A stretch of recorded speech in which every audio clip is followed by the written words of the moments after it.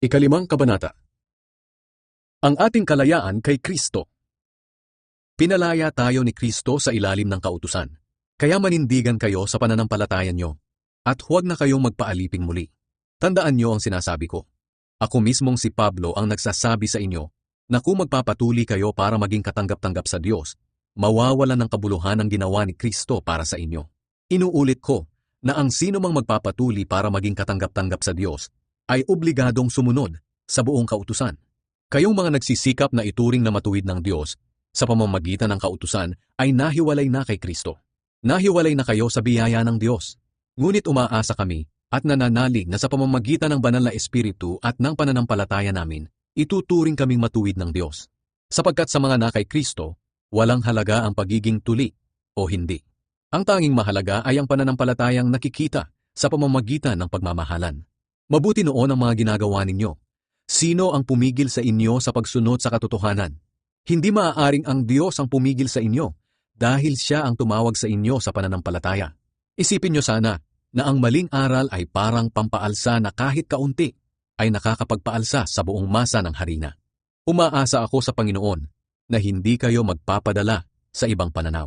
Parurusahan ng Diyos ang mga nanggugulo sa inyo, maging sino man sila. May mga nagsasabing itinuturo ko raw na kailangan ng pagtutuli para maging katanggap-tanggap sa Diyos. Kung totoo iyan mga kapatid, bakit inuusig pa rin ako hanggang ngayon? At kung iyan nga ang itinuturo ko, walang kabuluhan ng mensahe tungkol sa kamatayan ni Kristo sa krus, ang mensaheng hindi matanggap ng iba.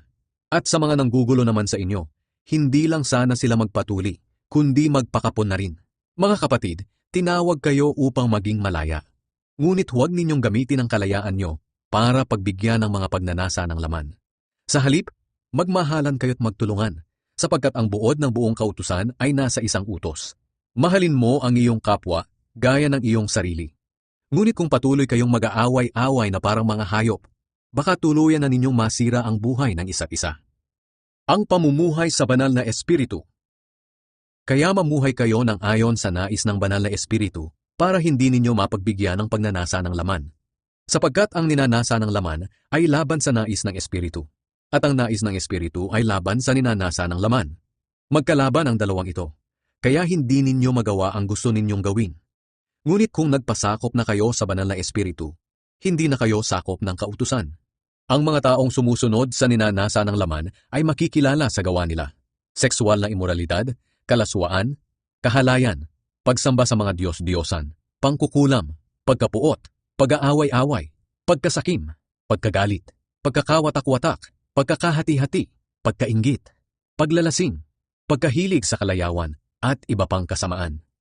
Binabalaan ko kayo tulad ng ginawa ko na noon.